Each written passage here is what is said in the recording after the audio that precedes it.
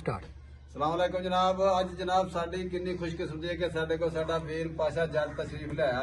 किन्नी खुशी की गल है साडे लई। ते पाशा साहब हुण तारफ कराणगे कि किदां किदां आए ते किदां इन्हां ने सफर इंजॉय कीता। की पाशा साहब दसो जरा भाई।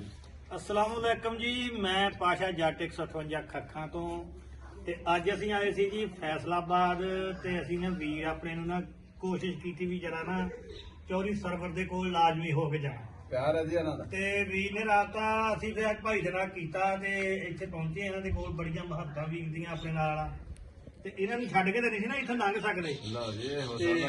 ਬਹੁਤ ਸ਼ੁਕਰੀਆ ਵੀਰ ਦਾ ਜੀ। ਬਾਕੀ ਵੀ ਇਹਨਾਂ ਨੂੰ ਰਾਤ ਜਾਂਦਾ ਹੀ ਆ ਬੰਦਾ, ਹਾਂਜੀ ਔਖੇ ਸੌਖੇ ਉੱਪੜ ਗਏ ਆ, ਦੇਖੋ ਸ਼ੁਕਰ ਜੀ, ਆ ਅੱਲਾ ਦਾ। ਇਹ ਪਾਸ਼ਾ ਸਾਹਿਬ ਦਾ ਬੜਾ ਪਾਨਾ ਹੈ ਕਿ ਸਾਡੇ ਲਈ ਉਹਨਾਂ ਨੇ ਟਾਈਮ ਕੱਢਿਆ। ਮਾਸ਼ਾਅੱਲਾ ਸੁਪਰਸਟਾਰ ਬੰਦੇ ਆ। ਅੱਲਾਹ ਤਾਲਾ ਨੇ ਇਹਨਾਂ ਇੱਜ਼ਤ ਦਿੱਤੀ, ਆਨਰ ਦਿੱਤੀ ਹੈ। ਇਸ ਲਈ ਪੂਰਾ ਮੀਡੀਆ ਇਹਨਾਂ ਦੇ ਦੁਆਲੇ ਘੁੰਮ ਰਿਹਾ। ਇਹ ਰੱਬ ਦੀ ਬੜੀ ਰਹਿਮਤ ਹੈ ਤੇ ਇਹਨਾਂ ਦੀ ਵੀ ਬੜਾ ਪਨ ਹੈ ਕਿ ਸਾਡੇ ਜਿਹੇ ਲੋਕਾਂ ਨੂੰ ਇਹ ਟਾਈਮ ਦੇ ਦਿੰਦੇ ਆ।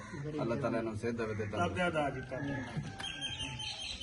ਲਗਨ ਦੂਜਾ ਟੋਟਾ ਬਣਾਏ ਕੋਈ ਗੀਤ ਗੁੱਤ ਵੀ ਬਜਾਈ।